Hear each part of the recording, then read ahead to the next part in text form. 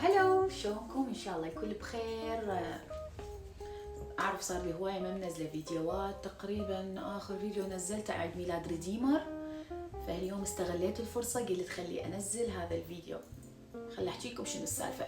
قعد باسل الصبح قال لي روحي اليوم لقيت طبخه ما حد ما طابخها. يابا شنو هي؟ ما عليك انتي يابا، زين شنو هي مكوناتها؟ ما عليك انتي بس حضري لي بهارات فلانشي وهاي وبيض وحليب وهاي وما عليك. هسه هو راح دا يجيب الولد، دا يروح يودي الولد للمدرسه، فقال لي انتظريني عندي شويه نواقص اشتريها يعني للاكله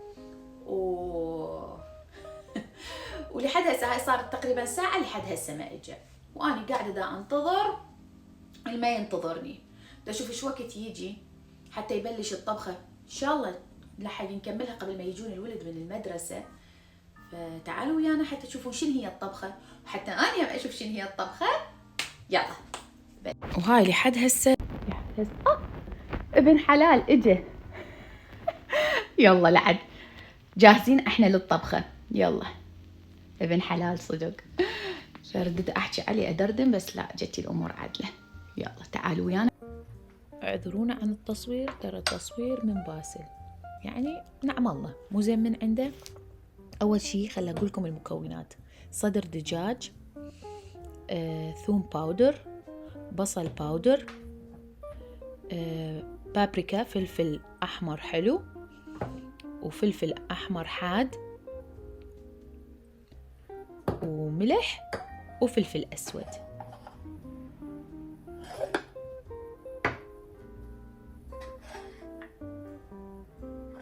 ترى يعني تعبان على التصوير مو عبالكم.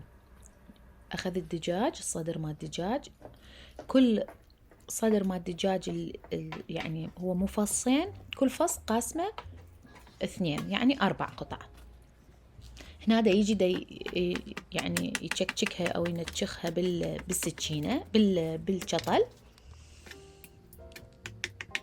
كلها. فاني دا اقول له انه شلون راح تستوي. صراحه تعجبت. بعدين هسه من دا اشوف الفيديو انه هو كلها يعني مزرفها، مو انه رأسا حطيناها وتبلناها وقليناها، لانه ما تستوي بسهوله. فسوى هاي الطريقه هي اصح يعني، فرأسا يستوي الدجاج ما يطول على النار. هنا اجى حط كل المكونات، سوية وخبطها. صراحه هي طلعت طيبه، كلش طيبه وغريبه، فعاشت ايدك باسل.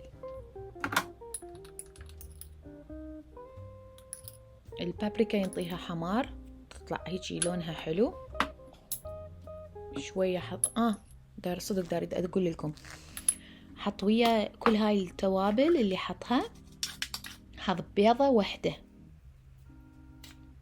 هي ما تشوفوها باعوها موجوده بالكاميرا، هسه لقفتها. ترى حالي من حالكم، واني دا اصور دا اسوي الفيديو ودا اشوف، لانه كنت ما موجوده بالبيت، رحت جبت الولد من المدرسه، ودا اقول لكم على ما راح، على ما تبل، على ما ادري شنو لحق وصل جوي من المدرسه يلا قلينا الاكل. هو اطيب يكون حار. هاي البيضه اللي قلت لكم عليها حطها سويه. هو مو مشكله اللي طبخ، هي ما بعد الطبخ.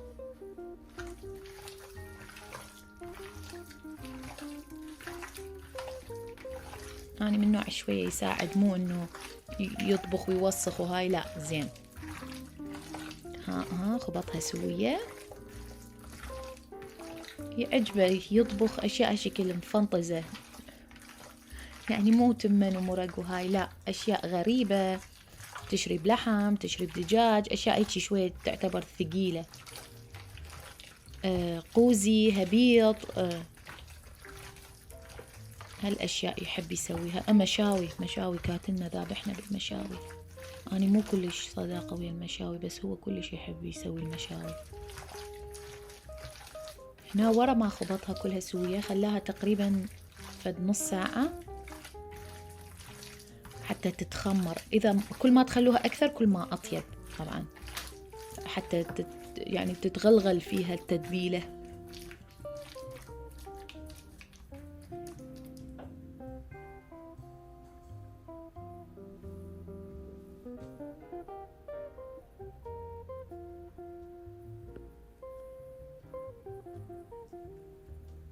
الفقرة الغريبة اللي بالموضوع الدجاج، انه تجيبون تشيبس ليز بالباربيكيو.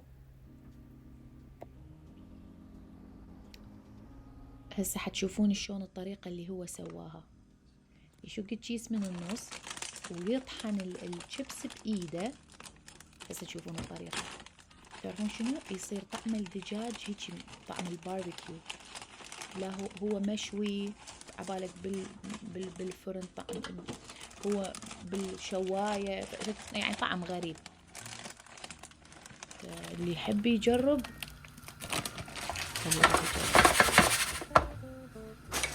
هنا هاي طحنها بإيده، ما صورتها، ما أعرف أنا صورتها شو هنا ما طالعة. وراها راح يغلف الدجاج بهاي الشيبس، بالشيبس كل شي ما حط لا طحين لا هاي، بس بيض، وراح يغلفه ويقليه بالطاوة. راح أعوفكم لهنا ويا الفيديو لأنه تقريبا خلصت الطبخة.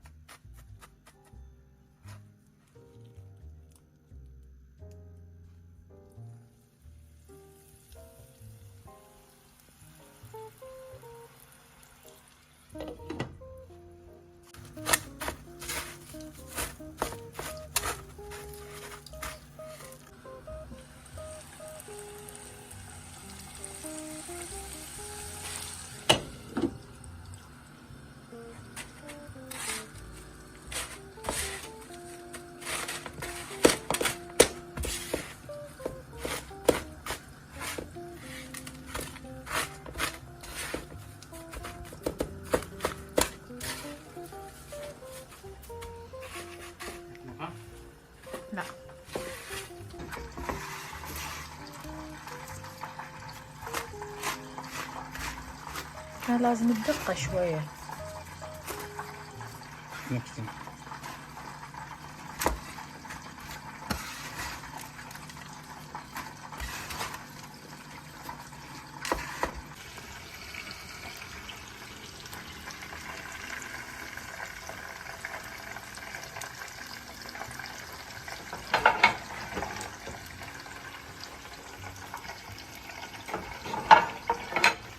هسه حنسوي نجرب.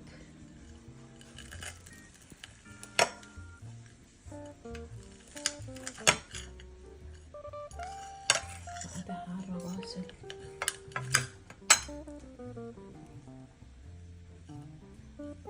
شو خلينا نشوف من الصفحة. مستوية. تحطوها شوية على نار هادية حتى تستوي. يلا ضوء. كتبوا لنا بالتعليقات إذا عجبتكم الطبخة أو إذا تحبون باسل يسوي لنا طبخات بعد. وهنا يخلص عندنا الفيديو. إن شاء الله الفيديو عجبكم. أشوفكم فيديوهات جديدة ويا عائلتي عائلة روعة. تابعونا ولا تنسونا. ثانك يو على المشاهدة.